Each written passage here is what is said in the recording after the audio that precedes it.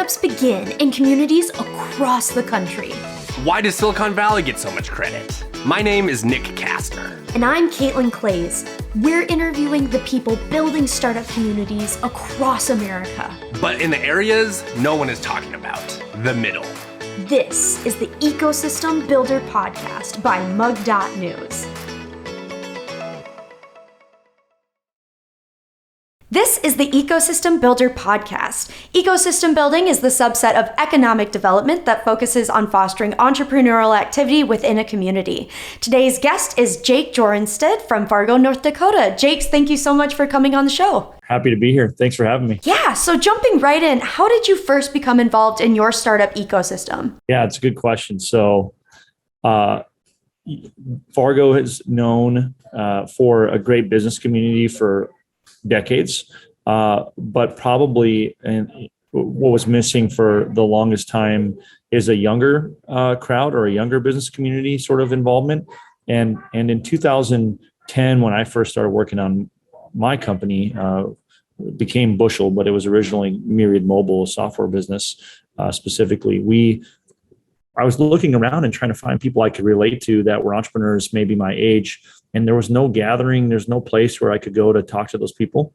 And so it became really apparent that there was a problem with kind of how young people might start a company here. And I mean, it's different, when you're 20, it doesn't seem natural to go and hang out with a 55-year-old that's built business for 20 years, and maybe asking for mentorship, but not necessarily going out to the bar or something and getting to know each other. So that was kind of a gap. And Fargo has solved that problem, which is really cool. This group I was a part of early on, actually kind of a co-founder with about 4 other guys. It's called Emerging Prairie, was what started this sort of culture in North Dakota. And it started off as this idea of how do we get the stories of these cool new companies that are happening here? Because it seemed at the time that nobody in the news media were covering any of the early stage stories. They're so used to covering large scale companies or who hired who or whatever, but there was no stories on hey, this team just raised millions of dollars in capital and they're scaling their company and they're building these cool technologies. That was not really a thing. And maybe there wasn't as many companies, but certainly there was some. And so Emerging Prairie set out to solve that problem, and it became a community for entrepreneurs, weekly gatherings, going out and running retreats for entrepreneurs, just running things called startup drinks where we'd go out 4:30 and meet at somebody's office and just get to know everybody. That's what changed the game for Fargo. That is super cool to see how that culture building has grown over time, and so how you saw there was an issue and then chose to address it. So I guess I have a question then. When you were first getting started, would you definitely say there was kind of that intimidation factor too of being young, starting a company, and then there's all these intimidating people? Where was your headspace kind of with that? Yeah, I think all young entrepreneurs have an initial battle, especially in a traditional community of business where you're assumed to be really young. I literally tried to grow my beard out, and when I got married, I had a ring, and all of a sudden people thought I was more in my 30s than I was in my 20s, and I was probably 22 at the time. And so there was benefits to, or there wasn't any benefit to being young at first.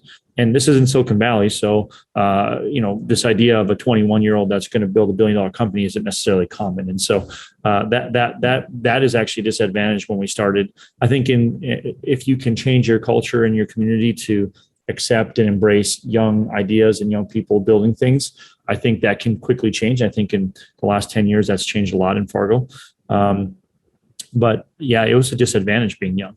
And I had people who would kind of treat me differently because they knew I was 20, 30 years younger than they were trying to build a business. And they're right about, having less experience, but they weren't necessarily right about our capabilities or our, especially in technology, young's an advantage, no question. And we knew technology better than most people that we talked to that were 20, 30 years older than us. And so we had to always battle that. But I think the culture has changed here because there's been an embracing of young entrepreneurs and people who are willing to make an impact in their community as well. And as people see that, they start to embrace it and consider it a benefit versus a negative that you're young. So going along with that, I've spoken with young entrepreneurs who are still getting their feet underneath them. They have a great idea and they're building their business. But there's the other thing of what advice do you have for young people that are starting out regarding, either confidence or strategy, or another thing that I know young entrepreneurs have experienced is other people that are kind of taking advantage of their inexperience. Do you have any advice for young entrepreneurs who are starting out? My opinion is really straightforward. So first off, your first few ideas are certainly not going to be the one most likely that actually works. And that's okay. So like we just started on the first idea.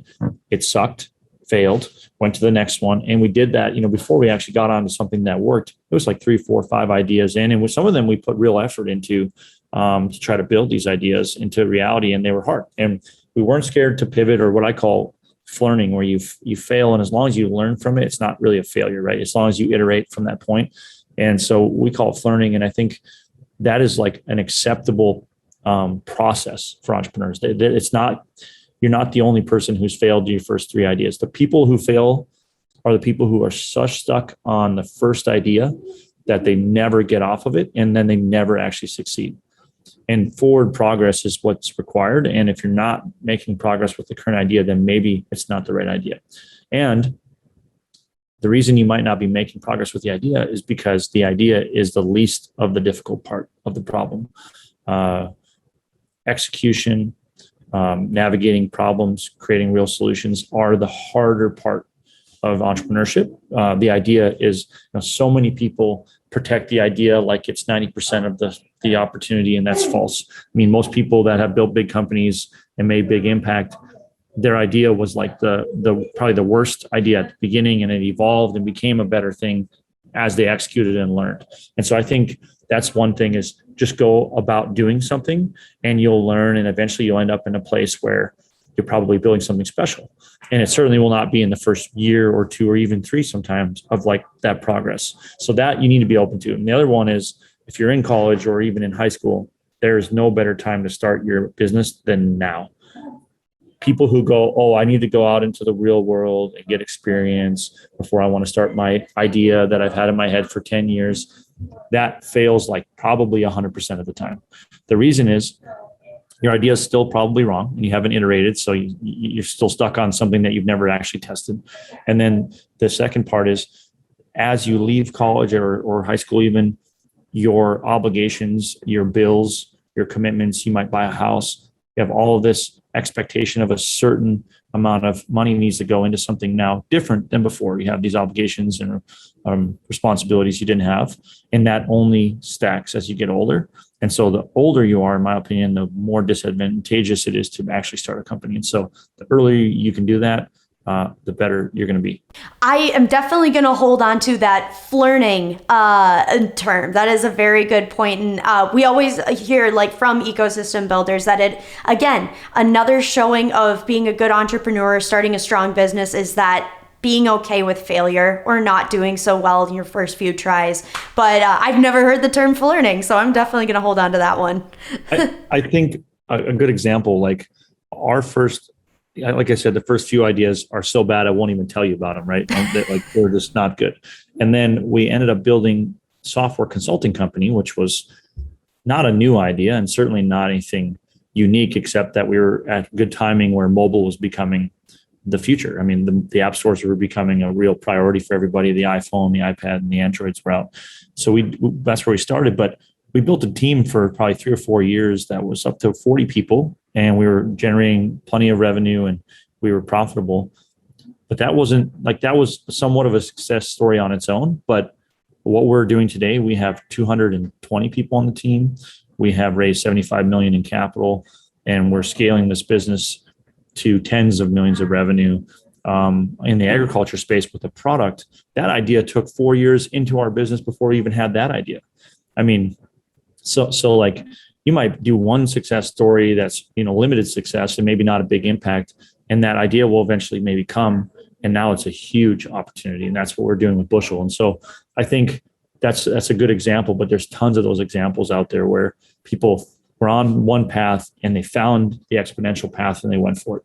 And that's what entrepreneurship's all about, is being open to finding those paths. So you had mentioned through Emerging Prairie that you are definitely bridging that gap between young people, people who've been in the business for a while. So that's definitely a way that you 100% help and support your community. But I was wondering if you wanted to touch on any other things that you do to support your community. I think showing up is important. So whether it's going to your local TEDx event or going to an entrepreneurship gathering where you can share your stories and relate with people, it doesn't matter if you're successful or not. Being there, sharing, hearing from other people, that's super important. I mean, if nobody shows up to these opportunities and events, then nobody will learn from each other. And so obviously during COVID, a little harder to show up per se, but we're at a point where I think you can gather like that. And so for us, for many years, it was just putting events out there, whether it was a startup drinks at 4:30, we did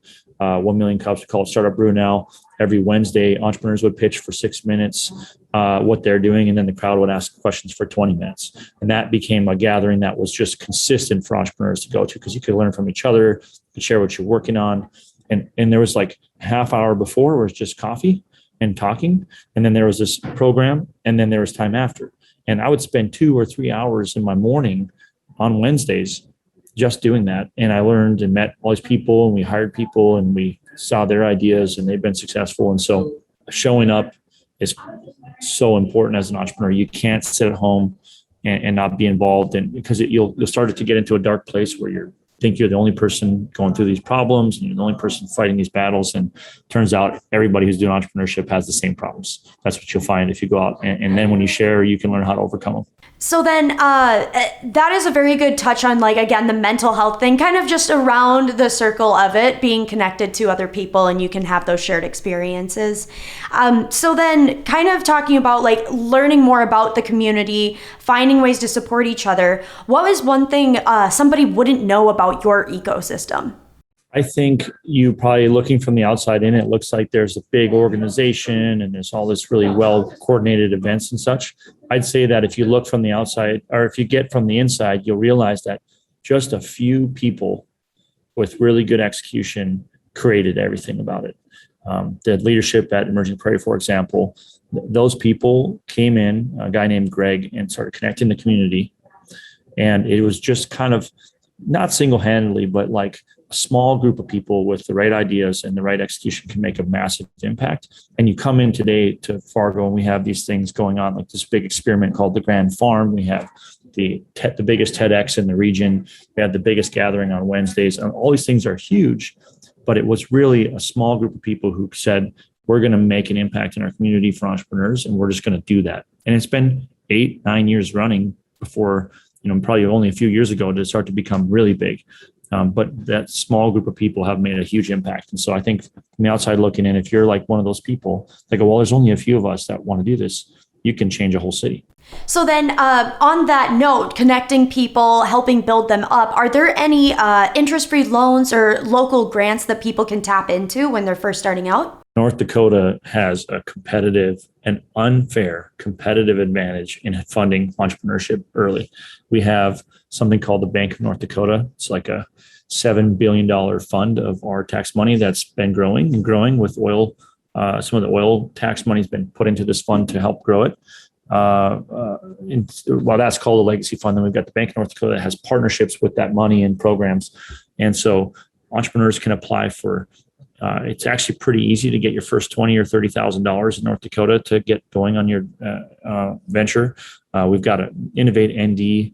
It's a grant program. So like if you're an entrepreneur that is trying to figure out where to start their business and they're open to moving, coming to North Dakota, you will get off the ground running so fast because we've got Emerging Prairie's group, which helps you get connected. We've got all these funding programs that people are aware of and can show you how to get into. It's not like you have to find it on your own.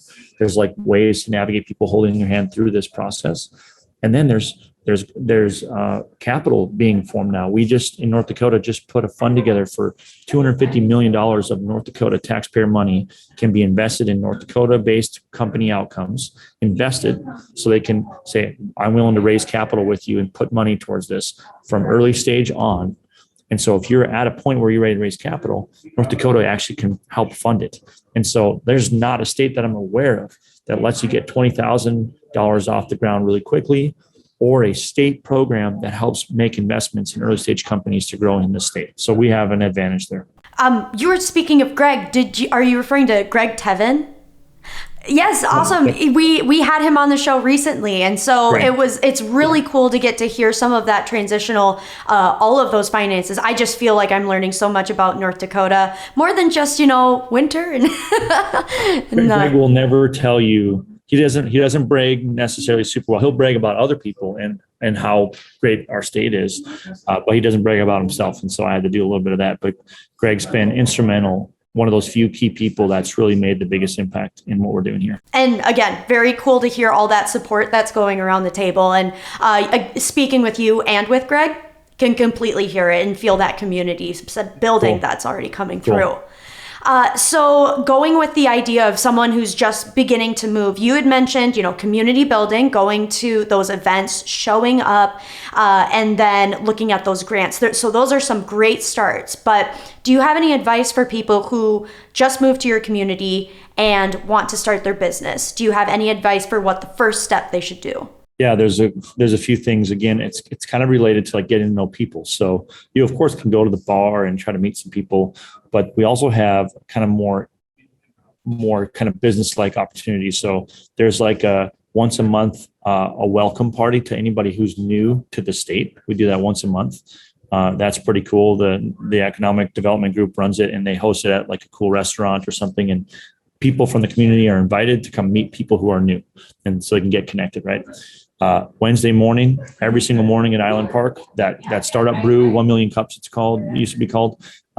That's where I was just there this morning. I heard two ideas I never knew were happening. They're awesome concepts. And there's probably 100 people at this event. And you can go there for free every morning, have free coffee, and meet people for free. I mean, it's just a winning idea, right? And so those are two things that I would do if I was new. And then I get connected with the emerging prairie community because they're here to help entrepreneurs get started. Yeah, with it being a free event and like talking with people, there's no reason not to go at that point. You have to have a pretty bad excuse not to be there. So I guess then I have a question. So you were talking about all of these events that are going on. I'm curious, how has COVID affected these in-person events? And now that COVID is starting to, it's depending on where you are in the state, but how were you dealing with COVID? And then how is it doing now if things are opening up a little bit more? And while we moved, in the summer last year, they moved like this Wednesday morning event outside, and it was a little more effective. So we had a lot of people showing up. We did a lot of online sessions where we were doing Zoom with entrepreneurs. We were doing drinks, happy hours with entrepreneurs every week. So we tried to make that work. But I mean, I don't honestly get excited about thinking about that over the last year. I get more excited about what's been happening now. So I think we're in North Dakota. We're very much back in full swing. Feels like we're in like full tilt mode now, where it's like, oh, we wasted a year. Let's get going really fast. And so everything feels like we're just booking right now.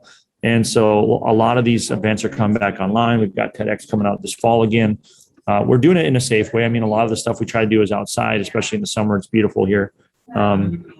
And there's new buildings going up and new spaces to explore. And so there's just a ton of things that are happening in our state. I mean, we seem to blow right through everything from recessions to pandemics in North Dakota and just keep trucking. So it's pretty fun to be here. And I think it's probably a lot like Omaha as well and Nebraska. So we're having fun, and there's a lot going on. All these events are coming back, and people are in person again. And it's just really a good place to be.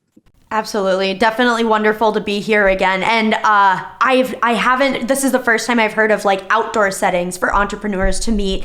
Definitely a great idea. And then Fargo, I've seen like pictures of the, summertime, and it is beautiful, like Midwestern states in the summer. Absolutely gorgeous. Like I do love it. Certainly get cold in the winter, but the summer makes up for it. And then, so my other question is, with things opening up as they are, do you have any coffee shops that entrepreneurs hang out in, or any co-working spaces that you recommend checking out? So the only one that I'm aware of is the Prairie Den in downtown Fargo. So check out the Prairie Den. It's right downtown, which is the center of all of the fun things happening in this community. And there are some like more business style ones that you could check out if you want a more kind of permanent space. A lot of options there, plenty of office space options in Fargo. But downtown is kind of like the co-working of the whole city. I mean, everything from there's like probably 5 or 10 coffee shops that are really fun.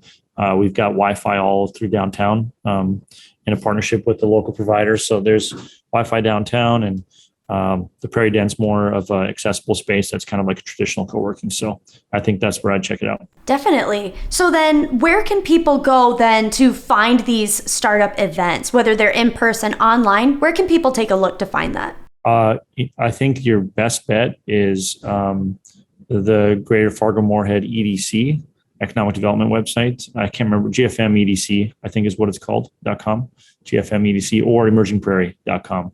And they've got all the events posted there as well. I mean, that's the no-brainer place that I'd go. And there's a newsletter you can sign up for, and on Twitter as well. Very cool. So kind of backtracking a little bit, you've talked about some incredible ideas for startups, some people who have gone from small all the way to large with the help of their community. So my question was, do any notable or successful startups from your community come to mind that you've worked with? We've had some incredible outcomes. The first one that started all the technology in Fargo is Great Plains Software. They built an incredible business, software and accounting in the early 80s, 90s, and early 2000. Exited, they were IPO'd, and then they sold to Microsoft for over $1 billion. We've had another recent exit, over $1 billion, of a player that has built RNA substrates for the COVID virus and for all kinds of other applications and DNA work, called I can't remember their name, but they've been based out of North Dakota for a long time and have made a huge impact. And then there's a ton of like small, medium players that are scaling. We've had Phoenix International, which sold to John Deere. We've had hopefully Bushel qualifies as one of those players that's making an impact. And there's a ton of agriculture technology startups that are happening here. I think we have a unique focus there in agriculture tech, and we have a lot of good outcomes. Harvest Profit just sold to John Deere recently, but they were making a big impact, and all kinds of fun things happening. So there's a ton of sort of momentum in the technology space, especially around agriculture. If you're an agriculture entrepreneur, my opinion is North Dakota is the best place to be in the whole country right now. So with everything growing so quickly, and so working then with inclusivity, diversity, I wanted to ask, how do you support diversity within your ecosystem? I think we've always, at Emerging Prairie especially, they've always been focused on inclusivity across the board. So whether that's engaging, so we believe that entrepreneurs build the economy, and artists build the culture. And so we've involved a lot of art throughout the years to kind of open that mindset around what does diversity look like, especially, when you're in a very Norwegian sort of Scandinavian state like North Dakota. How do you build diversity? The fun part is our community has a ton of diversity, especially in Fargo, from people who've come here over the last 30 years from other countries, whether there was war or whatever was going on, political refugees that moved to Fargo. And so there's a ton of variety of people here that are engaged. A lot of them are entrepreneurs and they're part of our community. They run, there was a African-American cohort specifically focused on supporting African-American entrepreneurs recently that was trying to kind of bring that community into the Emerging Prairie world. I think they did a nice job with that. There's some really cool stories of success happening there. And we also launched a code school that's helping people change and transition from maybe one career to technology. And that's been really going super well, almost 100% employment coming out of that. And so it really helps people diversify even just their job. Like if they've been in a traditional industry and they want to be in technology, that software code school called Emerging Academy, Digital Academy is a good example of kind of helping people think about where they want to go next. That is very cool. I've always been fascinated with code, but I've been nervous to check it out because I'm not sure exactly where would be a good place to look. Like, do I have to be in college in order to find some sort of coding class? But it's really cool to hear about that. There's lots of options, not just the code schools. I mean, Khan Academy or going on YouTube and just learning is a great starting point, and then you can go from there. And if you want to get serious or you want to be around people who can help you learn faster, then you do something like the Digital Academy. So then speaking about that informational and where those resources are, I wanted to ask, are there any news media outlets or podcasts or blogs dedicated to your startup community that you'd recommend people check out? Outside of Emerging Prairie, there's something that a guy named John Mahochko does. It's a startup weekly kind of a newsletter that goes out. And then, beyond that, just the traditional media still that covers these things. The good news is that they're covering more of them. They're covering them more often. And it's a good change of pace from what it used to be many years ago, where there was really nothing being covered on any kind of weekly basis. So yeah, I can send that along, but I'd say Emerging Prairie, and there's a bunch of places to sign up for that, for those kinds of newsletters and such from there. Well, thank you so much for those recommendations. So before we close out, I wanted to ask, do you have any final thoughts or advice before we close out? Well, just if you're thinking about it as an entrepreneur, what you're going to do, I'd say just go start doing something, and it'll certainly work out if you keep working hard on it. I mean, it's really about the effort and the kind of the willingness to hear feedback and pivot and change those ideas. Don't get stuck on one idea. Don't worry about signing NDAs. I've had people come to me and said, "Hey, would you sign this NDA before I share my idea?" And I said, NDAs don't really help anybody here. And one person one time had a 50-year NDA they wanted me to sign. That's the most insane thing I've ever heard. So those people will not be successful if they don't change their mindset. And so don't be that person. Get started on working on the idea and go change the world. Thank you so much for coming onto the show. I really appreciate your perspective and insight about you and your ecosystem. So thank you so much for coming onto the show. Thanks for having me. Now that we've learned about an ecosystem from a person who's building it, I'm going to link back up with Nick to clarify on some jargon and take a deeper dive into this ecosystem. Caitlin, how was your interview with Jake? And before we get into it, this is round number 2 of Caitlin and I recording a podcast together in the same room. Yep, podcast live audience, clap. Oh, the sign is again broken. Darn it. If you didn't miss last week, that's now a recurring joke we have on the show, so go check out last week's episode. But anyway, Caitlin, how was your interview with Jake? It was so cool. I have to say, there were some wonderful parallels speaking with him. We got started, kind of just jumping into my first big takeaway. Yeah, go for it. But we started talking about young entrepreneurs, people just out of college or college students in general. And he had some great takeaways, and it related to coffee grinds, which is Justin Krug and I are doing, where we interview student entrepreneurs. Mm-hmm. So talking with Jake, he had talked about how he had some learning points. He had some failures in his beginning and getting started. And to see him so successful now, it was really a high point to see, like, you start from one point and you can work your way up. You'll have failures in between, but don't look at them as failures. Look at them as learning key points. Yes, that is a really, really good takeaway and relevant to the Coffee Grinds like media product, which is on our YouTube page. If you search probably Coffee Grinds or mug.news, subscribe to our YouTube channel. Mm-hmm. But yes, that really, really good takeaway. Was there anything you had to look up afterhand? I didn't have to look it up because he gave me the definition right away, but I would have looked it up. But he used the term Flearning. Like learning with an F. Okay. And it's failure learning. So learning from your failures. And okay. I was like, I listened to it and I was like, so I love puns and that's in the pun realm, but I was like, I'm going to hold on to that one. That one's so good. I love that. Learning. Is it even on Google? So when you Google it, it's not like, Google has like a little dictionary thing. When you Google it, like pops up like definition of this word. Yeah. It's not on that, but there's a whole bunch of results that says the term Flearning is failing and learning, aims at such a rebranding. Oh, the term was coined in 2012 by Failcon. Yeah, okay, so it's for a real thing, Flearning. It may not be, how sometimes you like hear a word, you're like, I'm going to implement that in my vocab immediately. This one's not tripping my trigger like that, but I definitely get the mashup for sure. Oh, absolutely. So that one, that honestly, like I would have looked it up if he didn't give me the definition right away. So. Okay. Was there anything else, Caitlin, like any major takeaways or anything else you wanted to touch on? Yeah, I would say, so kind of talking about that age gap with, young entrepreneurs entrepreneurs coming into a business where there are some people who have had 20 plus years of experience, just kind of let go of that fear and that intimidation by some people who have been in the business longer than you. And then vice versa too, for people who have been in the business, like take in those young people, like give them a shot, listen to them. And that was just definitely really cool to hear.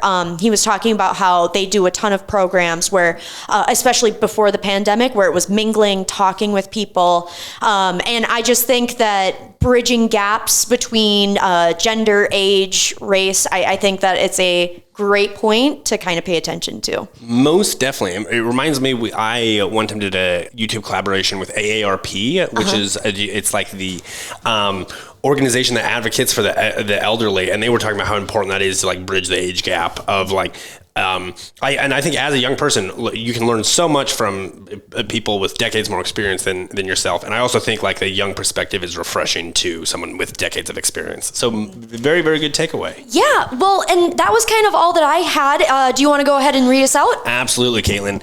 Thank you for listening to today's episode of the Ecosystem Builder Podcast, which is a product of mug.news and hosted by myself, Nick Kastner, and my wonderful co-host, Caitlin Clays. We have one more episode with Caitlin and I in the same room next week with Tom Chapman. Definitely check it out. If you have any questions about today's episode, connect with us on Twitter at Nick Kastner, at Clays Creates, or at Mug News Official. If you enjoyed this podcast, please share with your friends and leave us a review on Apple Podcasts. It helps support the show so much. We release episodes every single Wednesday morning, so make sure to follow so you don't miss out. See you next time.